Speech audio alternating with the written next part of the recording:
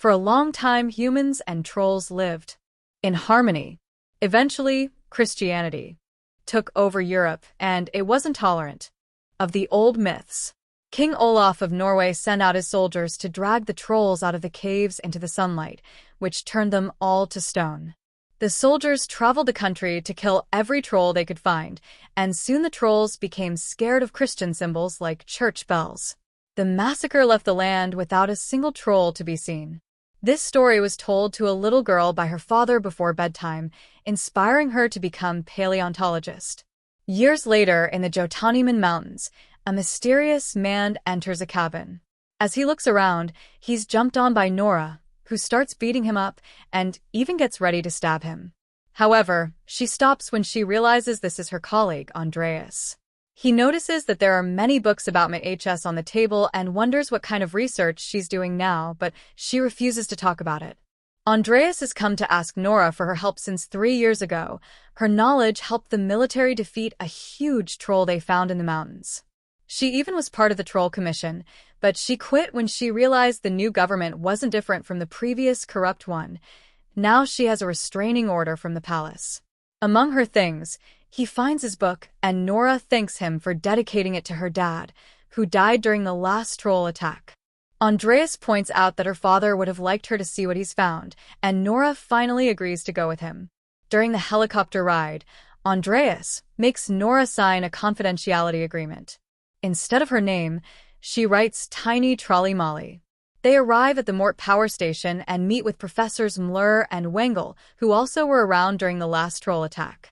The professors take Nora down a tunnel while telling her about the Allied sabotage operations during World War II.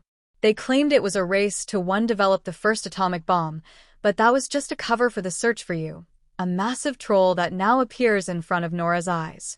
There are several scientists conducting research on this troll, and UV lights have been installed around him for safety. Project leader and evolutionary biologist Marion introduces herself and reveals she didn't want Nora to get involved.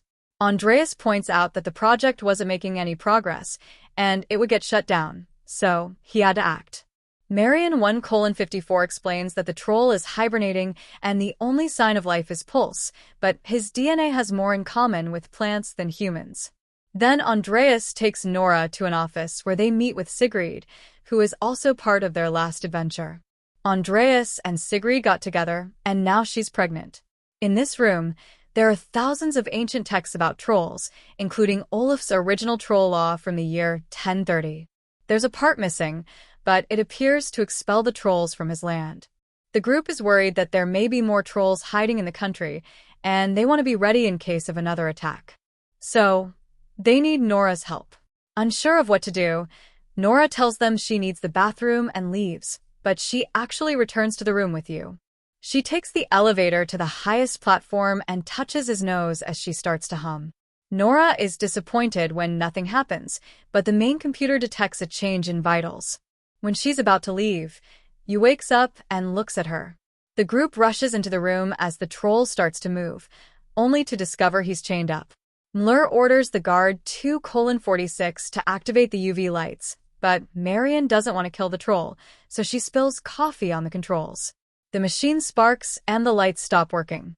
While Nora gets in the elevator, everyone in the building panics and runs away, breaks the chains and hits the elevator, sending the cabin flying. Nora holds on and manages to survive when the elevator slides on the ground, although Andreas has to open it and help her out. Mler sees a troll sample rolling near him and takes it before running away, too. Yun is already advancing through the lab and steps on Wengel, instantly killing him. Andreas and Nora join Sigrid and Marion on the stairs and rush to the emergency exit to escape. At that moment, Atun destroys the building to get out and stares at the group for a second before walking away. Moments later, a helicopter takes the team to an Air Force base in Raj, where they meet with another friend from their previous adventure, Chris, who has been promoted to major. While they wait in a conference room, Nora starts arguing with Marion for not taking better care of you. They're interrupted by the arrival of Prime Minister Brinman, who says he always thought the project was too risky. Marion still wants to capture He Troll for research, while Nora points out that you can't control the forces of nature. Berman would love to continue the research, but his prior one is saving his people, so he wants the military to kill you. Nora gets furious because last time they killed an innocent troll. So Brinman reveals he lost his brother during that attack and he doesn't want to make the same mistakes. After the meeting, Andreas sees Nora holding a piece of stone.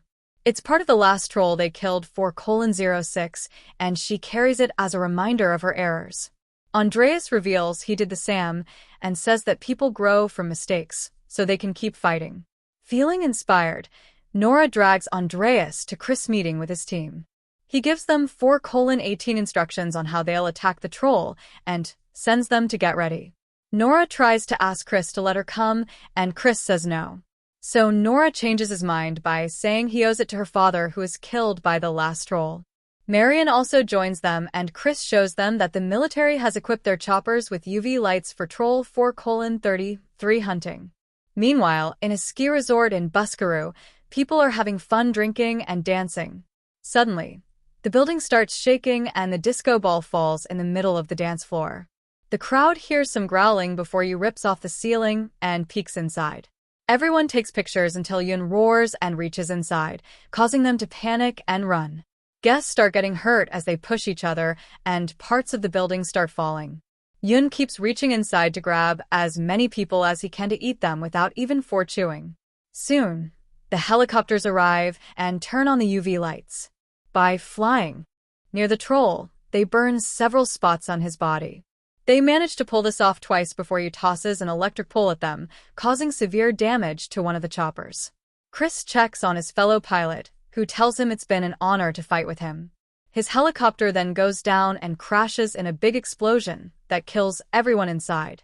Chris is furious and hungry for revenge, but his chopper has received some damage, too, and Nora tells him not to do anything stupid. As Chris stares at his enemy, Yu decides to leave. Afterward, Chris approaches the crash site to say a few words for his friend. Marion can't believe the trolls were this ruthless, but Nora clarifies the last one wasn't like this. He only wanted to go home. She thinks they behaved like this because humans have been mistreating them for years. Andreas wonders if they could communicate with Yun, and Nora says she knows someone who may help. In Leia, a man who lost his house during the last attack has finally finished repairing it. Suddenly, the table shakes and his dog barks like crazy. Soon, Yun shows up and steps on the house, destroying it again. In the Dor Mountains, the group arrives at a restricted military area and finds a piece of broken fence to go through. They enter an old cave and Christian symbols carved into the rocks to inflict maximum damage. Nora says that the Troll King survived the trap. In fact, it was the troll they fought years ago. However, the remains of the troll child were never found. When the group reaches a pit, Nora taps the Troll King stone on the ground and asks the others not to freak out. Suddenly, a troll appears in front of them and Nora confirms this is the child from the story. She's come to this cave many times over the last 3 years so the troll could be comfortable around her. She shows him his father's stone and after he sniffs it, she pets his nose. When she hums, the troll makes happy little noises to match. Andreas is impressed and curious, so Nora teaches him how to do it. He touches the nose and hums, getting a good reaction from the troll. Since the creature has no name, Nora calls him beautiful. She gets serious and asks the troll for a favor.